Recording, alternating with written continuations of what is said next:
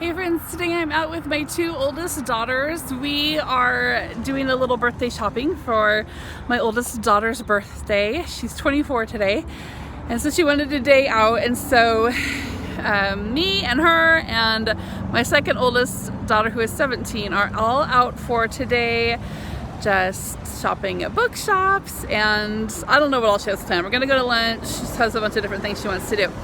But we are starting here at Barnes & Noble. She has a gift card, and so we're gonna go in and look around. Today I am looking for one. I want to find Lucy Worsley's biography of Agatha Christie. So the website says they have it, but last time I was here I was not able to find it, so I'm gonna go back in and try again. And then also I want to participate in Historathon, and so I'm looking for a book for the first quarter of Historathon. So Historathon goes from like prehistory to 500 AD. And so the difficulty that I am finding is that it's hard to find a book that would be considered prehistory in a place like Barnes & Noble that I would also consider to be nonfiction. So for the Historathon challenge, you read something nonfiction from each era, each quarter, right? At least one thing. And so for myself, I am a biblical creation like literalist. So that means that I take the account of creation and history that is found in the Old Testament of the Bible. I take that literally as what I believe was actually a historical record. So that makes our Earth only a little over 6,000 years old, or at least, mankind and animal kind and plant kind as we know it here on the earth to be only a little over 6,000 years old. So when you look at what is called prehistory, there's a lot of history, documented things that a lot of people believe to be true and nonfiction that I actually believe to be fiction. So you can see the problem there.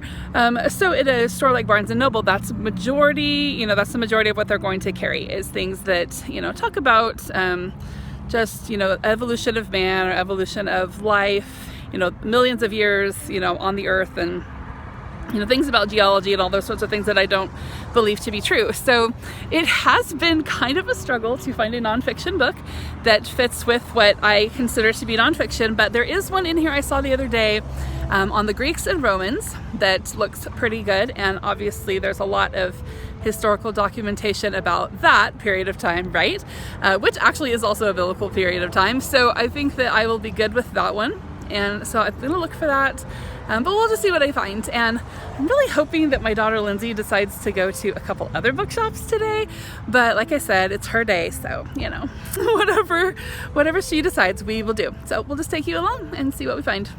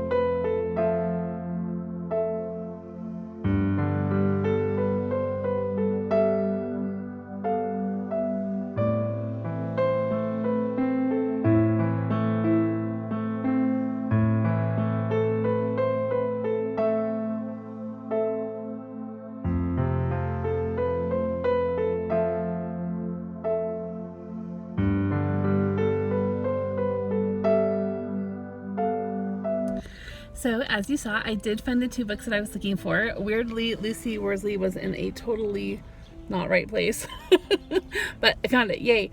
So now we are at the mall, and we have a pretty nice outdoor mall here. We are in Rogers, Arkansas, actually, and we are here a little bit early. Most of the shops don't open till 11, so my 2 girls have gone off walking, and I am here reading. I am reading Clotel currently by William Wells Brown, and I'm just on the introduction, but I'm liking it so far. And so I'm just waiting for them and waiting for this tea shop to open up that is, I'm sitting here in front of. It's our favorite tea shop in the area, and they have lots of really neat blends and just cool, combinations. So when that opens up, we're gonna go in there and get some tea. But in the meantime, they are out walking, and I am enjoying some quiet reading here at the mall.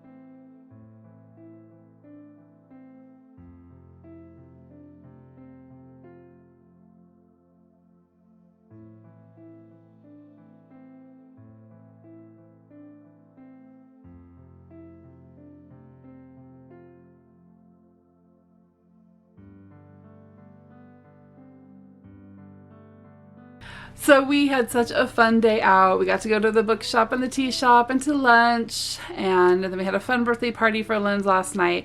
It was a really great day. We didn't go to any other bookshops though, so I wanted to go ahead and show you my last 2 book hauls from our Barnes & Noble because like I showed you, I just got those 2 while we were most recently out, but I have a few more here that I got last week with my husband when he took me shopping at Barnes & Noble. So I'm gonna do that whole book haul now.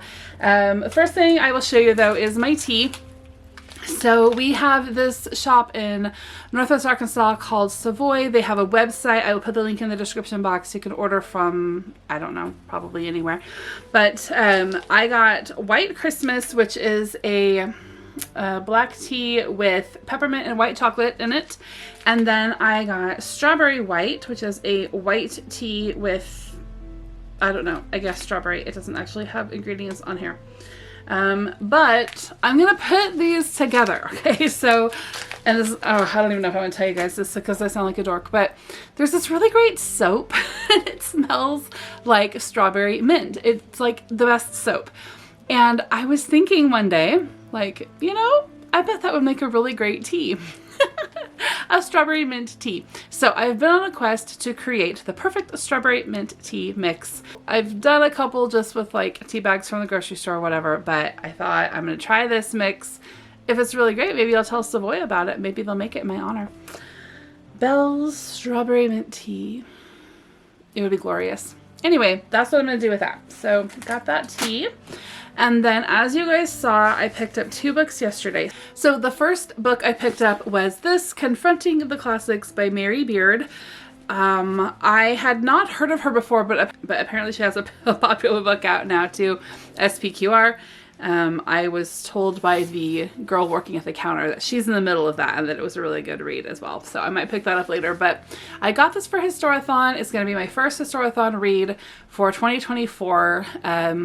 I talked all about that at the beginning of this video. If you guys have any other recommendations for books that are prehistory, I guess, up to 500 AD that come at history from kind of a young Earth point of view, a biblical point of view, I would be really interested in looking at those. They've got to be nonfiction to fit with Historathon. And so I would just love to have some recommendations. And as I find them, I'll probably compile a list on my website, bellslibrary.com, because I know there's got to be other people out there like me who are also looking for those kind of works. And then I got Agatha Christie, An Elusive Woman by Lucy Worsley. Now, I have not actually read anything by Lucy Worsley yet, but of course I've watched all kinds of documentaries and I do like her. My husband got me her book on Jane Austen in December, and I haven't read that yet, but I have read other biographies of Agatha Christie. She's just somebody who's interesting to me. I don't think she's quite as mysterious as some would like to make her out to be, and I do actually have a really good answer for the mysterious disappearance of Agatha Christie, but we'll see what Lucy Worsley has to say on the subject. All right, so that was my little haul that I did yesterday when I was out with Lynzie. But the week before, my husband had taken me to Barnes & Noble, so every now and then he just likes to take me to Barnes & Noble and say, hey, pick out some stuff, which is really sweet of him. So we did that, went out to dinner. We went to the Wonka movie too. So we just kind of had a little date night, but I was going to show you guys what I got for that.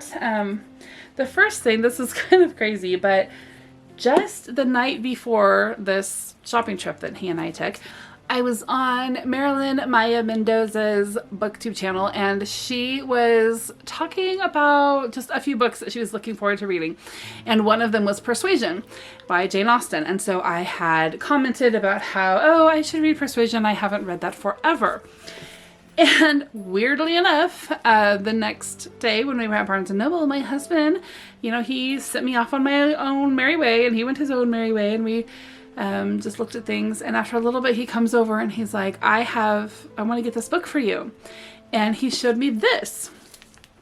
And it is Persuasion, and it contains letters from the novel, and papers written and folded by hand, stuck in the book in various places. So I have the Pride and Prejudice version of this, which my husband did not realize that I had.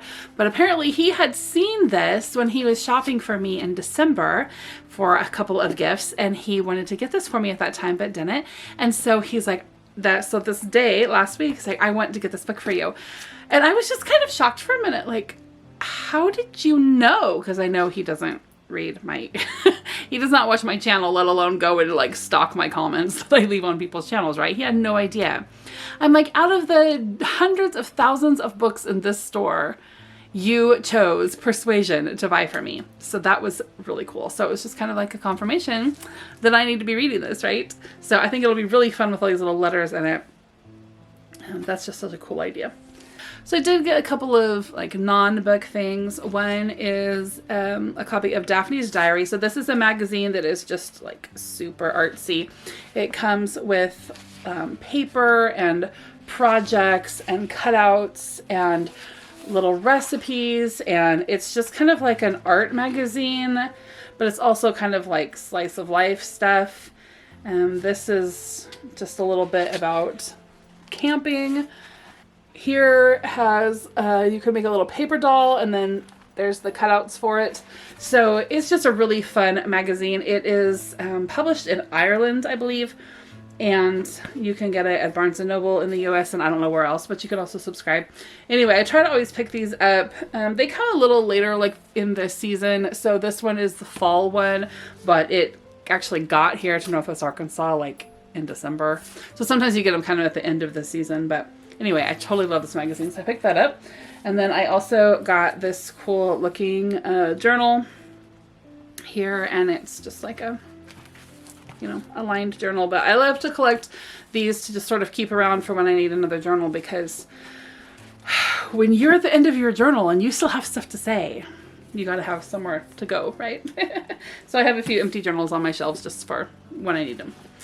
Okay, and then a couple of books I picked up. This one is The Book of Lost Names by Kristen Harmel, and I have not read this. I don't know anything really about it. It's just a book that looks like a book, and it's going to look pretty on my shelf. I've actually seen this advertised maybe around Goodreads. The main character is a semi-retired librarian, and she sees a photograph of a book that she hasn't seen in 65 years, the Book of Lost Names. So it looks like it goes back to World War II. In 1942, she was forced to flee Paris after the arrest of her father, who was a Polish Jew. She began forging identity documents for Jewish children who were fleeing to Switzerland. And it looks like they preserved the real names of these children in a book of lost names. So it sounds like they made this book of the kid's real name and then their fake name, and so maybe they're going to connect them. That's very cool. So I'll be reading that really soon because that sounds really neat. And then the other book I picked up was Breathing Lessons by Anne Tyler. Now this one also has a story with it. About probably 15 or 16 years ago, I picked up this book, Breathing Lessons by Anne Tyler, and started reading it. It's a story about a married couple who, they got to go on a road trip for some reason. They got to make a long drive. I can't even remember why, but they're going to be in the car for hours. And so they are kind of like, if I remember this right, remember it was like 15 years ago, but I think they are kind of like really, remembering over the course of their lives, different things, and I'm talking about stuff and, working through things. And it's just basically they are in a car together having the opportunity to talk some things out when, at home life is busy and crazy and whatever's going on keeps them from having these long, important conversations. So they're having these long, important conversations in the car. Okay, that's all I really remember about the book, but I remember liking it. I didn't actually finish it, but what I read of it I liked, and I remember thinking, this author has several books out. Now she's got like gazillions, right? But at the time I was like, she's got several books out. I'm going to look for more by her because I really like her. But I never did, and here's why. I never even finished the book because in the middle of me reading this book, I actually ended up having a miscarriage, and I had taken this book to the hospital with me. And so while I was waiting for, the doctor and all of the stuff that had to go along with that, I was reading this book.